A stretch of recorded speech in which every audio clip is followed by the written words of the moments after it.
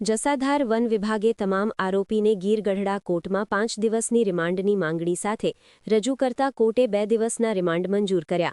આ પ્રકરણમાં હજુ એક આરોપી ફરાર હોવાનું વન વિભાગે જણાવ્યું।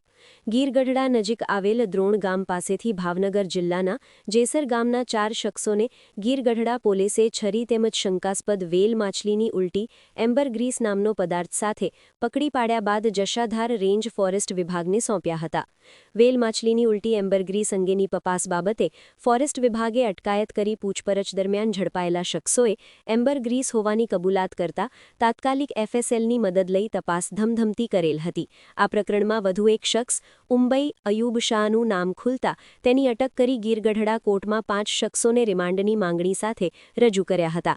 સરકારી વકીલે દલીલ કરતા કોર્ટે આ શખ્સોને 2 દિવસના રિમાન્ડ મંજૂર કરી ફોરેસ્ટ વિભાગને વધુ તપાસ અર્થે સોંપ્યા છે। આ બાબતે આરએફઓ એલબી ભરવાડે જણાવ્યું હતું કે જગતની અજાયબી સ્પર્મ વેલના સુગંધી પદાર્થ એમ્બરગ્રીસ ઉંબઈ અયુબ શાહનું હોય અને તેણે અગાઉ ઝડપાયેલા 4 શખ્સોને ગીર ગઢડા પંથકમાં વેચવા મોકલ્યા હતા, જેથી બજારોમાં એની ઊંચી કિંમત મેળવી શકાય, પણ એના વેચાણ પર પ્રતિબંધ હોવાથી ગીર ગઢડા પોલીસે ભાવનગર જિલ્લાના જેસર ગામના બાલુભાઈ સંગ્રામભાઈ ભરવાડ, ચાંપરાજભાઈ નજુભાઈ ખુમાર, અબુ તલ્હા હારૂનભાઈ ડરૈયા, કમલેશભાઈ ઉર્ફે કમુ ભીખાભાઈને ફોર્ચ્યુનર ગાડી સાથે પકડી પાડતા તેની પાસે દરિયાઈ નેલ શાર્ક મચ્છીનું એમ્બરગ્રીસ ઉલટીનો પદાર્થ 19 ગ્રામ 200 મીમી સ્ટીલની ડબ્બીમાં મળી આવતા વન વિભાગને સોંપ્યા હતા।